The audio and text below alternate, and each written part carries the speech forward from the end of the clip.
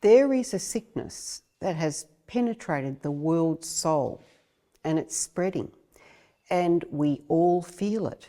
The question is, and it's a big one, what can a single artist do about it? Moi, what can you do about this? Rather than running away from it and having to commit cognitive dissonance upon yourself every day to save your delicate, sensitive soul in order just to function in this rapidly corrupting, bizarre world, is there actually something that we can do about this without getting locked up in a censorship prison? This is the question I've been asking myself for quite a long time, and I go in and out of whether or not to try and do something. I have so many deep philosophical struggles with family, friends, and myself about this question. I keep thinking, surely there's something we can do, apart from ignoring it. I suppose I'm asking, is there a hero of the world's soul just lurking inside you? Do you have this instinct? Do you have this feeling? I propose there is, actually. Just stay with me if you want to hear my thoughts on this. I put this down, I pick it up, I turn away, I look straight into its face all the time. The question is, for us artists, can we help heal a sick world soul? We're not all imagining there's a problem. It won't go away if we sit around and go, It's larger than a blip on the screen, and it's penetrated more than just our doom-scrolling brains. I know that. It's sinking into the soul of the world. This is serious. For those of us sensitive to this stuff, we're always saying this kind of thing. We're always going on about it, and people just ignore us and say, sensitive flower. But my view is we've got a serious macro problem on our hands. It's literally a world sickness. In the work to come, and the reason I've made this channel, I'm linking this bigger problem, because it actually does concern us all, to the little micro cause that you can actually do something about inside yourself. And we're always told that in order to fix anything, we've got to sort of start with ourselves. It seems like a really petty shift when someone says that, when we want to go and fix the world, and they go, well, you just sort of look at yourself. You think, go away, I want to be a hero.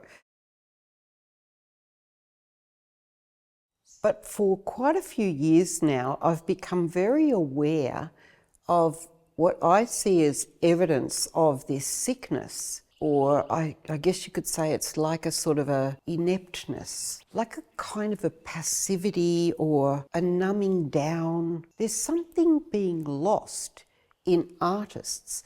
I've been watching their work. I watch the exhibitions that are being put up. I don't know, I keep thinking, who's doing this? Is this the artists or is it the galleries? Who's helping this? All of the shows I see, most of them are, I'm sorry if I offend, but bloody pathetic. They're impotent, weak, repetitive, boring. I mean, what are we? It looks like a pattern-making shop at the best. There's nothing of any value. There's nothing of any strength. There's nothing that makes you think anything. I keep saying it's like Decorator Village. I'm scared that artists are becoming, and I mean professional artists that are exhibiting, are becoming mirrors to the shallow corporate dogs running the world. And it does make sense as to how that could happen.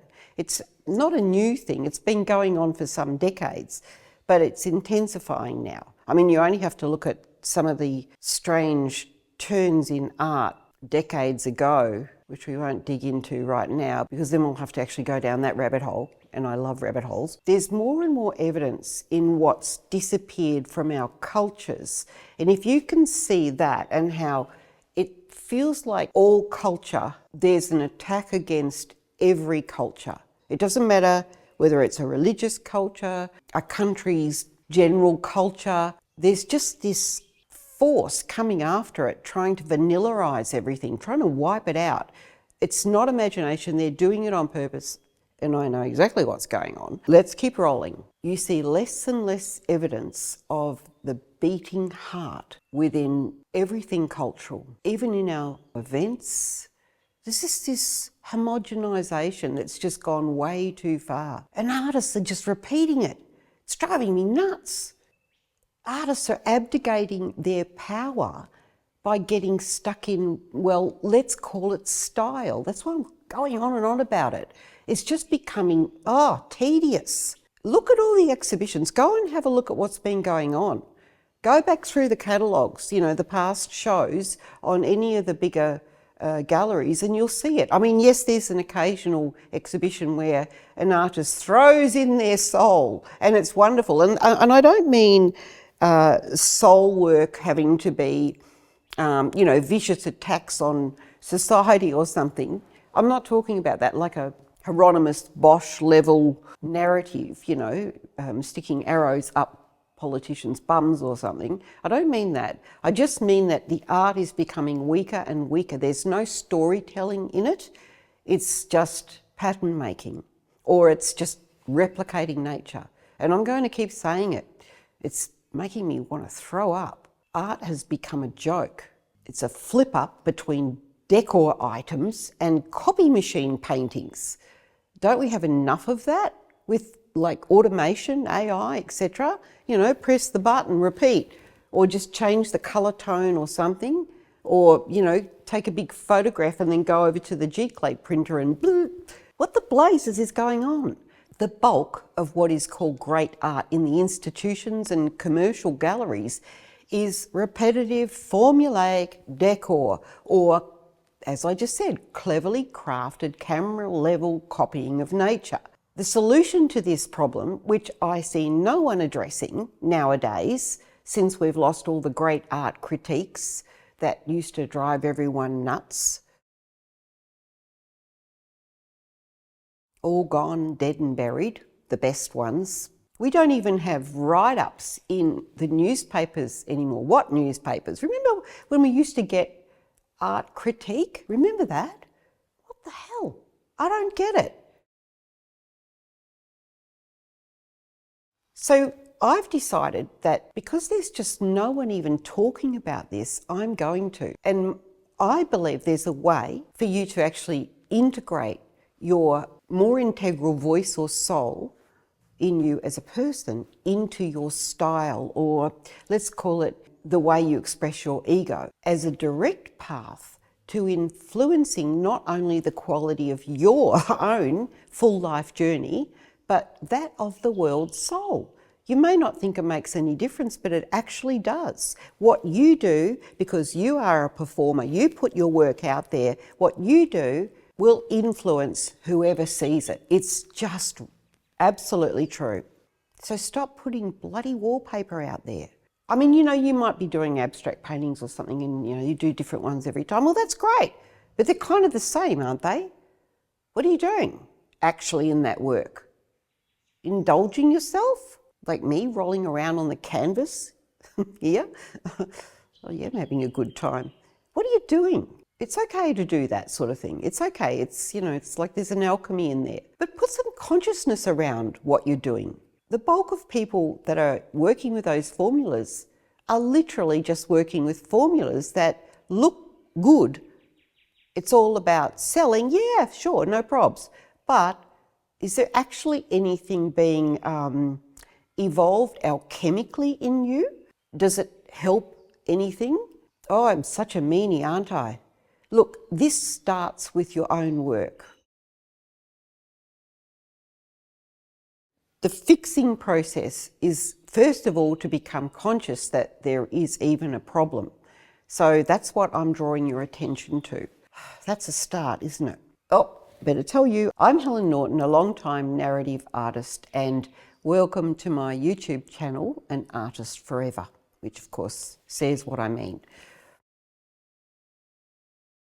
If you're a newcomer, I'll just fill you in on what I'm doing on this channel. The core analogy I'm using on this channel is pointing out the difference between an artist's voice and the artist's style. I'm claiming that the style is not the voice, but that a style of bread that an artist bakes. The artist is a baker, not the bread, capable of making many types of bread. I've been using the analogy of the artist's voice, which I link back to the true artist's personal self. You can call it your soul for now, versus the artist's style, which I claim is not the artist's voice, but just a style of bread that the artist bakes. I use that analogy instead of the artist and painting because it disconnects, the emotion of the artist dilemma a little bit. So you can see the point more clearly. We can step outside, the mind prison like this because, art really does put you in a lot of weird places with your ego. But the overarching point that I'm making is that the marketplace where our art actually meets public eyes or approval or disapproval always wants consistency in branding and recognisable style in order to have the appearance of success. So it's not a mystery, when you think, how can I sell my work? Look, that is the easy part.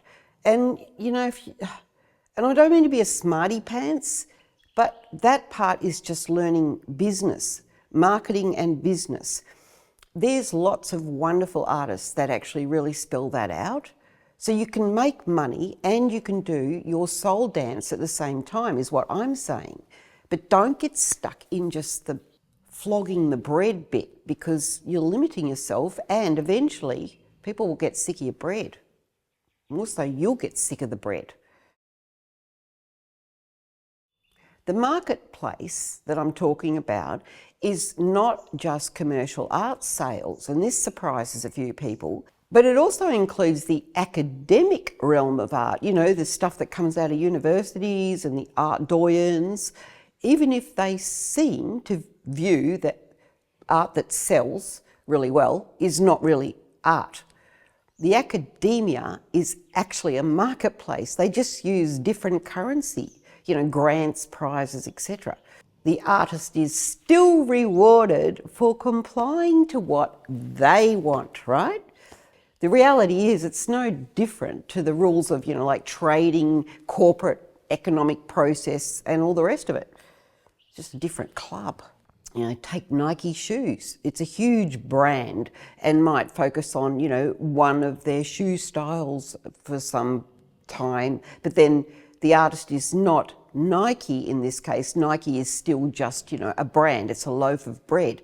So an entrepreneur who is more like the artist who created Nike as a concept, which, Nike I'm saying is a style, loaf of bread, whatever, can go and create another brand, right? You might go and create buzzy handbags, so compare that to having another painting style, which the artist might make. The artist in this case is the entrepreneur. The point is that artists are generally rewarded for successful styles that they stumble upon in their art career. Now this video takes one step further, so it gets a bit deep, but don't worry if this flies over your head initially. Just keep your feet on the ground and the soles in your shoes. It'll kind of all come together eventually. I hope I don't lose you. I want you to stay with me. I've got a background in Jungian psychology, so I do tend to sort of zoom in and out of those concepts, but they're not abstract concepts. They're concepts to live by. It's just that most people haven't been exposed to them. They really do make sense of the world, like in the bigger picture.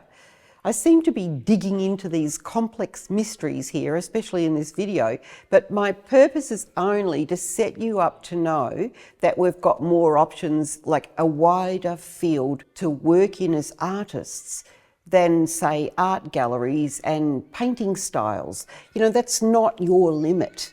Everything's not about selling your painting, getting into an art gallery. It's just not, it doesn't have to be. You can make it that if you want. Look, if you just don't think there's anything wrong and you're happy with what you're doing, bye. Don't stay. This won't be any good for you. Because in my view, I just think, my goodness, if you only knew as artists how much inner power you have. It's absolutely massive, and you're not using a fraction of it. A couple of decades ago, when I did my master's degree in Jungian psychology, and I started hanging around with the Jungians, I couldn't work out why they were also enamored by me, because I was an artist, and they kept telling me, oh, you're doing the process. And I thought, what are they talking about? And that went on for a long time. And I actually only finally now, at 64 years old, kind of understand what they were saying. So that's why I'm here. I knew I would get there eventually. And even my professors said, don't worry, just hang in there. The penny will drop. But I didn't want to talk about it until it dropped, and it's dropped. So here I am. So I'm here now. I'm confident in what I'm showing you, and I want to tell you. And I know that if you hang in with me, I can translate it in a functional and practical way for you to use. I'm not going to resolve every problem like, a 5-step video.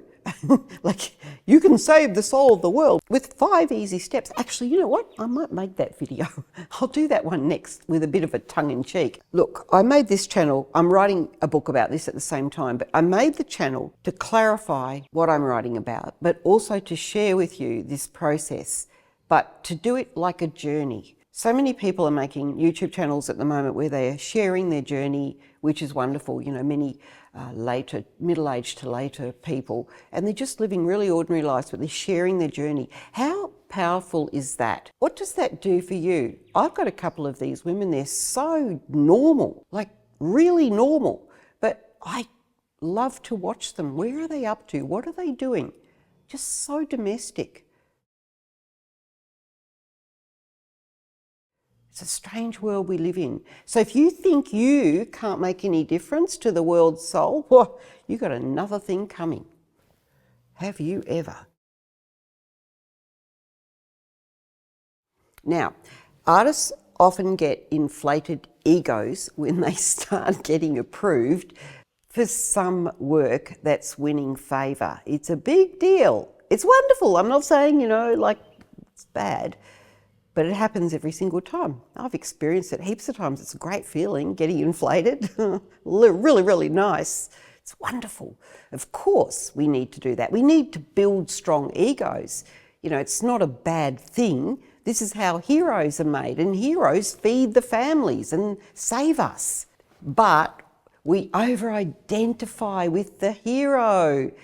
You even see it in all the culture we constantly worship, especially like Hollywood culture, and even including like classic texts, right? And psychological theory. It's in like the most well-read books, and you never stop to think that who has created this obsession with the hero and left out the other part of the story, which is actually more important, as in what happens after the hero. Yes, the hero is vital. The hero archetype is everything for us to survive and thrive and, develop into the strong, capable human beings. But he's also a character that ends up causing imprisonment, funny enough. Look, this is a little sidetrack, so, fast forward if I lose you here, but this is part of how I worked all this stuff out myself. A good deep look at the story of Ulysses, for example. My favourite place for all this is, all Greek mythologies, which are a wellspring of amazing life lessons. But in Ulysses, what happens when he eventually goes home? And he does. He has to go home in the end, after all his travels. We all know about the Cyclops, what happened there, or we've heard about, well, some of us have, we've heard about the sirens, how he had to tie himself to the mast to get past it, and all these other temptations that he had to resist in order to get home. But no one hears about what happened when he got home and reclaimed his position. The Gilgamesh story is the same, so many. Oh, and a further dig into the story of Achilles. Wow, that's pure gold. That 99.99% of people don't even know about what really happened to Achilles after he died. Well, in the mythology, because they sort of stopped reading at that point, because, they want him to be a hero. But after he died, Homer went on to write The bigger point was what he called back from the underworld, warning everyone about the folly of his heroic deeds. He didn't really want to be dead. Speak not to me, Odysseus, words of comfort concerning death. Far rather would I drudge for hire under some poor man's roof that has scarce bread for his household, if only I might be alive upon the earth, than reign over all the nations of the dead. How about that? One of the most ancient stories in humanity's records is that of Inanna's journey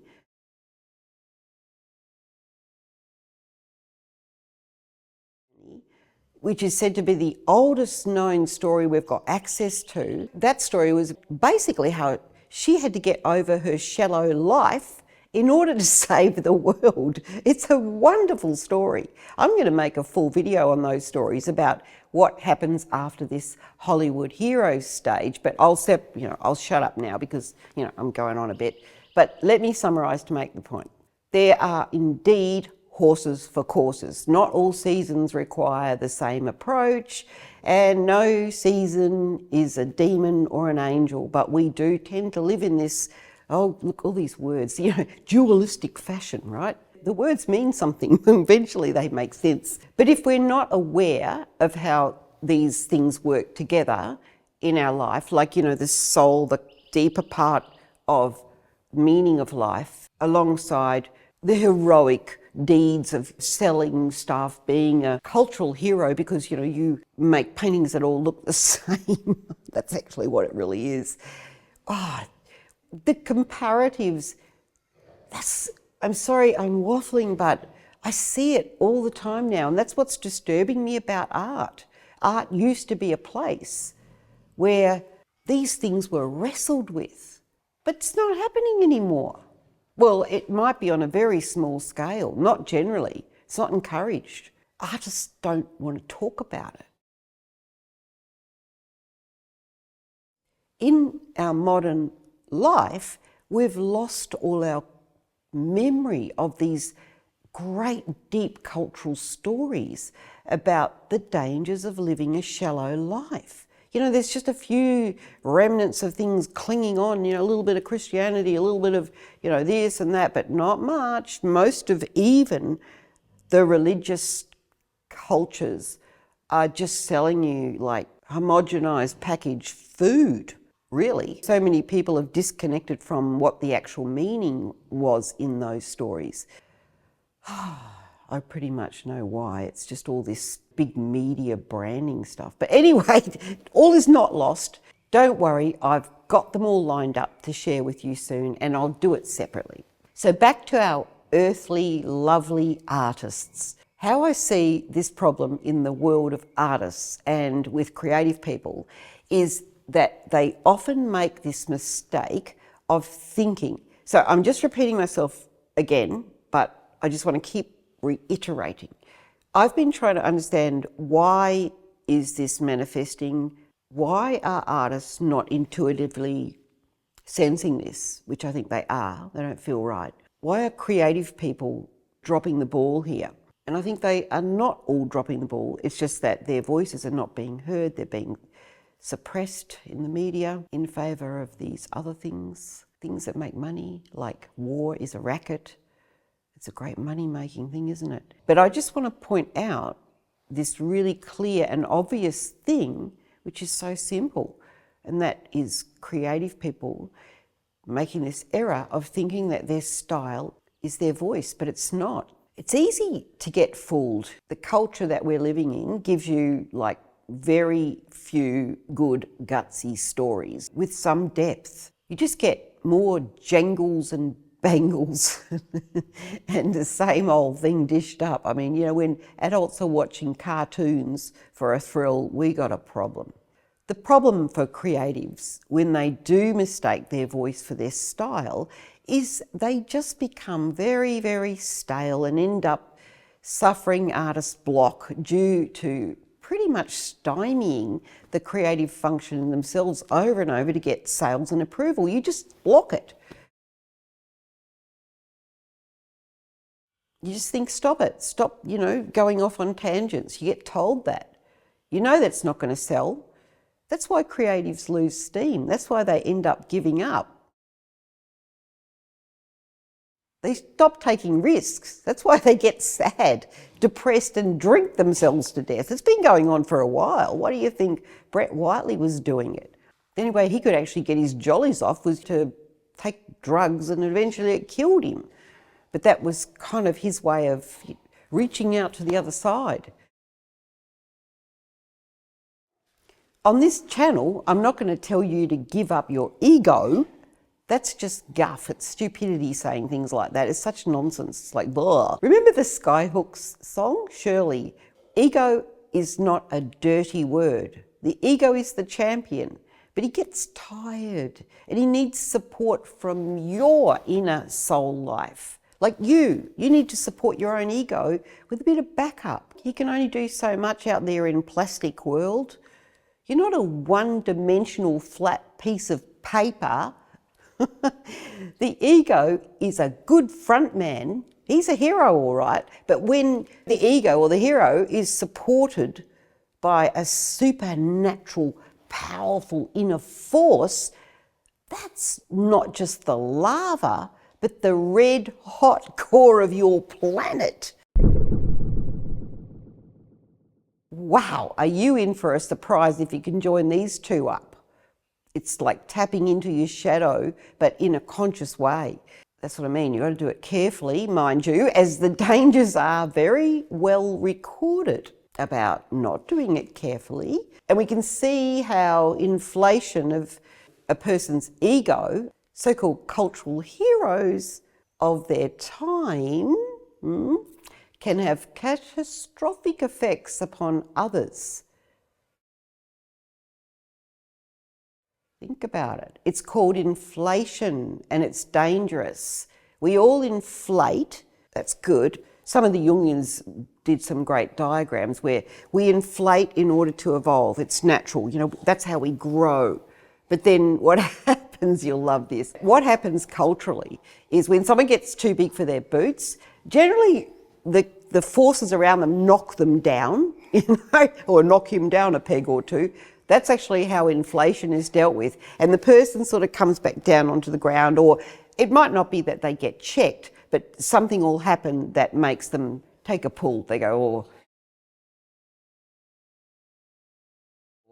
they have to get back to the real world and do ordinary things. Like when I was at the peak of my art career, I remember flying over to Sydney high as a kite. They'd sold all the paintings before they even opened the show, and I was meeting all the really big top name people in the entertainment industry, blah, blah, blah.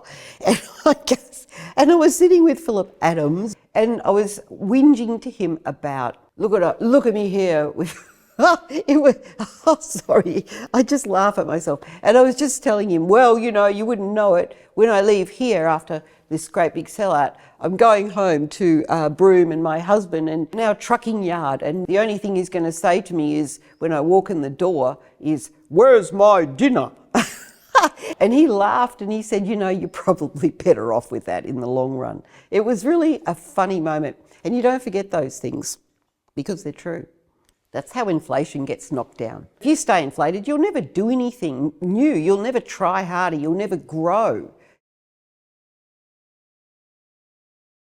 You'll just be sitting there in your big, fat, bloated ego thinking that you've made it. See what I mean? That's actually what this is about. It's about getting comfy with your style because maybe it gets successful, and then you don't grow from there. You just sit there like a stagnant maggot that doesn't evolve into a fly. So, oh dear, gosh, you're probably getting cross at me by now. But it's what's going on with the world right now. We've got a lot of stagnant maggots sitting in high places who have got just a little bit too much power, unelected and all that jazz, and they haven't been knocked down because they've just put these perimeters up around themselves. You can't get at them. So the world isn't adjusting properly to deal with it. Remember the old days when marauders would come? Look what happened to the Romans and a few others. And they would just basically, as soon as the head swelled too much, like it did for the Romans, they let their guard down, and then the Huns or whoever comes bashing at the door and they'll just take you out, you see? So this is why you can't become complacent, not with anything, let alone being an artist. Now, I know everyone knows I love a bit of geopolitics. While this all sounds theoretical, I am actually a very practical person. I was raised as a practical person and I still am. None of this is any good to you unless you can see how you can apply it in your actual working life as an artist, making a living, and also to have deep soul-filling satisfaction from knowing the difference here. My intention as we take this journey here together, and it is a journey together, is to direct us to a way where we can do both things at the same time with greater consciousness of what's going on. To still make money, possibly more than you've made in the past, because you actually become aware of how to elevate what you're doing. Also, how to do this elegantly and get more out of it. Like to honour your actual artist's own spiritual growth, to actually honour your own spiritual growth as you go, so that you can continue with your vocation of art forever. That's like the car you drive in, because it becomes the vehicle for your life's work, not just your job for now. And the work you do on your life, well, that becomes your philosopher's stone. It can be worked through your art rather than it just being like a mask you put on that you have to sort of keep up, to keep up the favour of the buyers, the galleries, and even the prestigious institutions, which often just want to lock onto something of their own academic like. And then, you know, they're indulging in locking the artist in by approving them with awards and grants. So then the artist is constantly then, if I paint this, will this impress, you know, Mr. Peabody? You see it all the time. You see artists who, they're not painting from in here.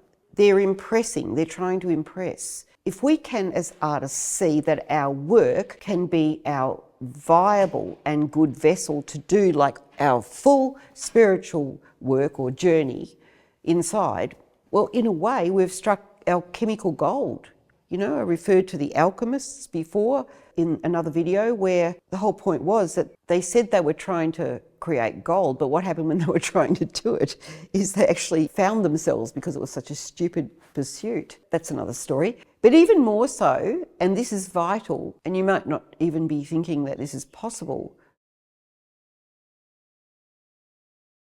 Now I come around to the, can you save the world's soul? When you share your journey, your process, because you're brave enough to put it out there, to put soul into your work, you don't just help yourself, you help everyone that's exposed to your journey in that work, especially if you do it carefully, as in what you put out there. And when I say careful, I don't mean restraining so much as being aware that you are still, as an artist, only functional if you communicate. So you've sort of got to keep in mind that you're still making loaves of bread that people have to eat or consume or place value in, right? So that's another thing about how to make money. And yes, let's do it in another video. So there's this thing, this balancing act. There's always this balancing act. It's not one thing or the other. But if you do it right, it helps the entire world evolve. Like a great book might, and often has. Lots of great books out there that have helped the world and still help the world to evolve and grow and find meaning or find spiritual pathways. Gosh, isn't that consistent? And usually it's the old classics. You don't see many good new ones being written, do you? And yes, there is some great art out there too that does that. Not a lot these days though. Let's think about that a little bit more. Is the art doing that for others as well as you? This is the query I'm proposing. It's not just about you. Okay, so this is going to get a little bit tricky. So again, you might want to fast forward, but In a way, it's about digging deeper into the notion of what they call cultural depth psychology, where you're dipping your toe into the unconscious soul. You've probably heard of, brushed past even, Jung's concepts of the collective unconscious, where you've seen that picture of the iceberg, the little tiny bit out the top, which is what you're conscious of. People use it for different analogies, but under the water there's this grey big thing. Well, you sort of could think about it like that. But there's this notion in Jungian work that there is our personal experience, but there's also the collective unconscious. Oh, that's so interesting, it really is. But we'll stop there. Oh yeah, that's really good, that's juicy. But let's just stick with culture. Given culture is not necessarily the personal, but it penetrates the personal journey all the time, doesn't it? You don't have to know much about any of these concepts to understand that culture is constantly penetrating your personal space. And the personal journeys of individuals shape the culture.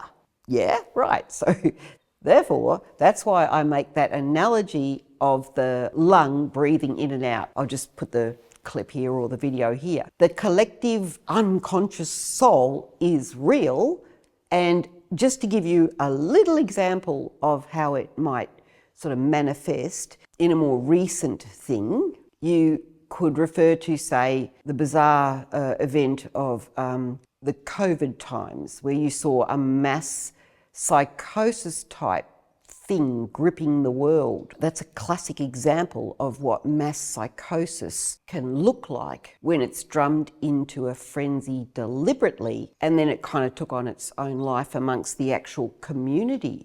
It's kind of, like all around the back of people's brains. They were terrified. And, we don't really even know if any of it was true. You might think you do, but this stuff that I'm talking about, this collective unconsciousness, can be incredibly dangerous. Think about things that happen in revolutions and wars and the horrendous deaths of millions of people that get caught up in these mass psychoses. And as I said before, they're generated by these one or two inflated lunatics who are indulged by vested interests and pushed, and then the whole thing gets pushed into the psyche of the population as panic, terror, fear, and then the entire culture starts approving of stuff that you just would never approve of. They all start agreeing with it. Everyone becomes like these mad people. Surely after COVID, you understand that better now. If you want to look through history, I keep referring to this. Look at Chairman Mao, look at the Bolsheviks. Oh God, so much.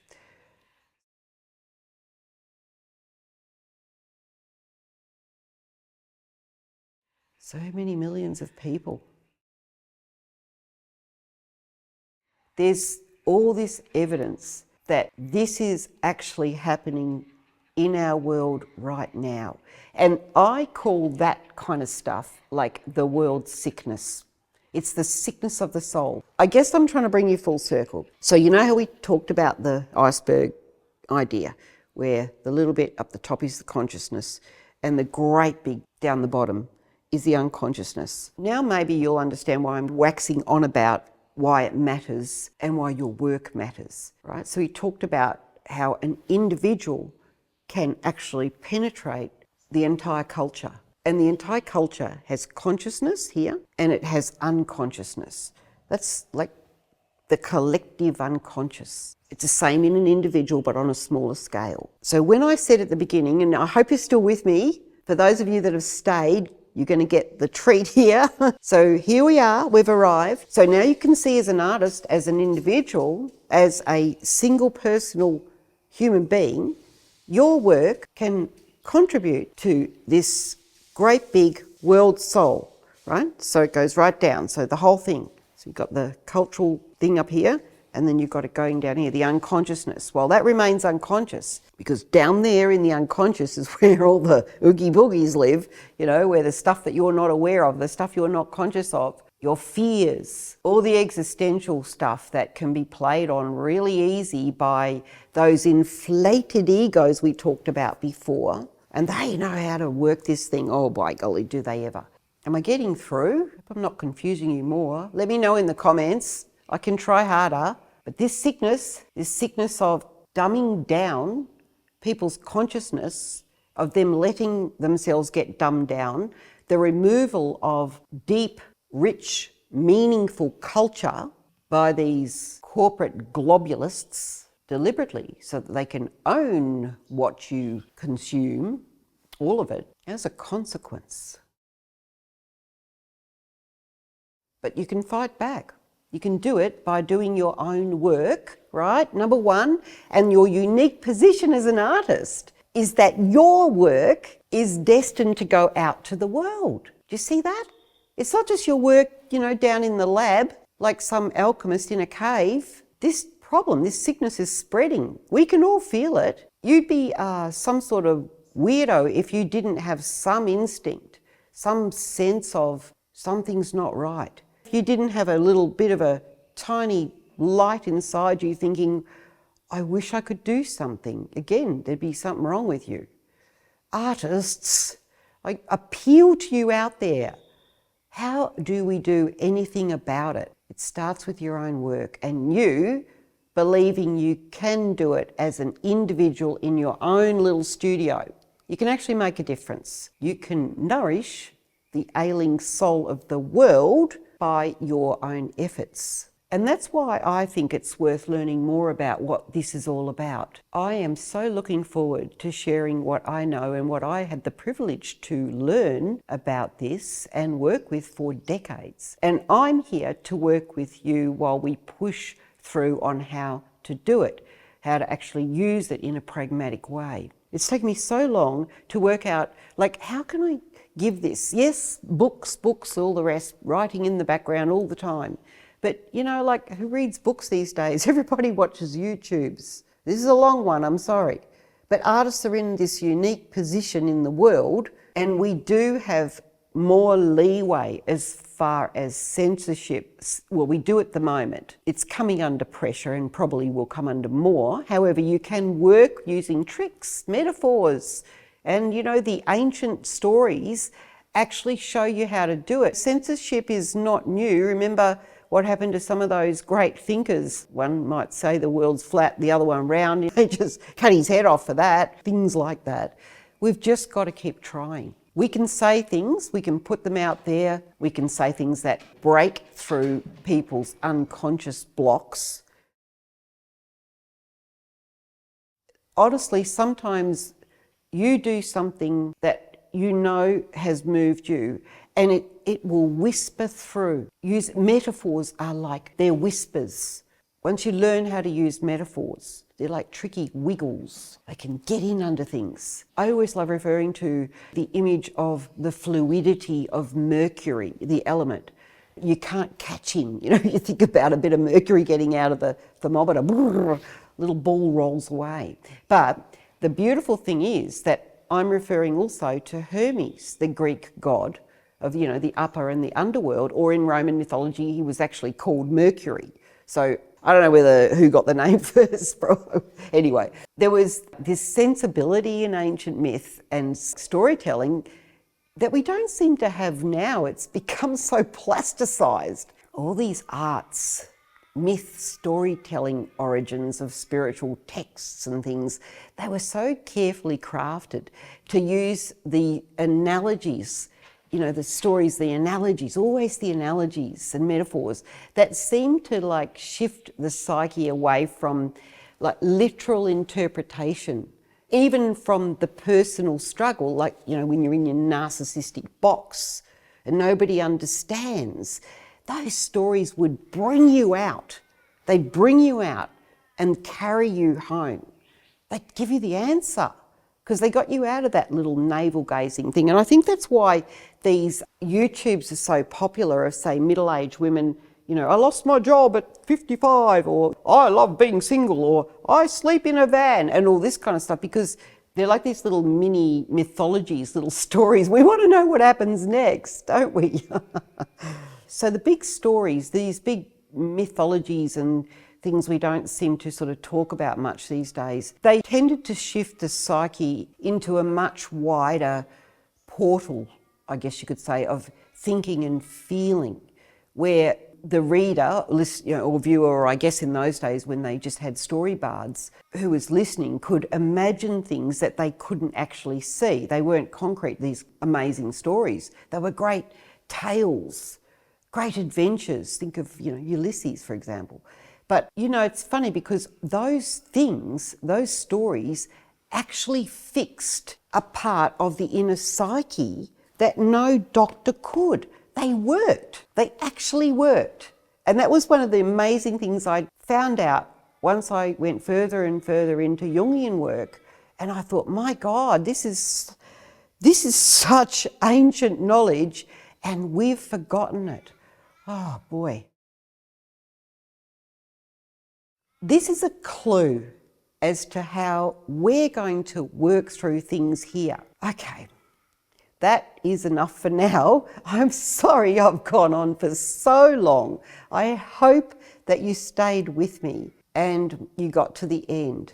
And I consider it a great honour to have you here listening to what I'm telling you and letting me share with you what I've learned, because quite frankly, as I said, we're in this together and there's no point to me even speaking, let alone writing a book, unless it has some way of wriggling its way back out into the world, into the culture, into the soul of the world.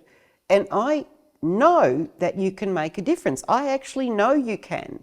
I will be 100% your backer on this process. If you come and join me as I try to keep it exciting and fun, telling you stories, parables, mythologies, and joining the dots on them to your actual current living life and your practice in the studio. And that will include how to make money by leveraging this power, this very powerful force. Because we need to make money, it's really important. Got to eat, got to keep a roof over our head. All right, that's the end of the show. I hope you join me for the next one. I'm Helen Norton, and this is An Artist Forever, and ever and ever, if you're still here, and ever. I'll put up a link or something here or here with a video that you can roll into straight after this one. Don't forget to subscribe, that helps me, and give me a like, and I'd love to hear your comments. Tell me your thoughts on this. Tell me if you have felt this sickness, this world soul sickness. Tell me what it feels like for you as an individual, as a person. I don't even care if you're not an artist. If you're a writer or anyone, if you're a cake baker, tell me, just tell me. Let's keep talking about it. Let's stop the silence.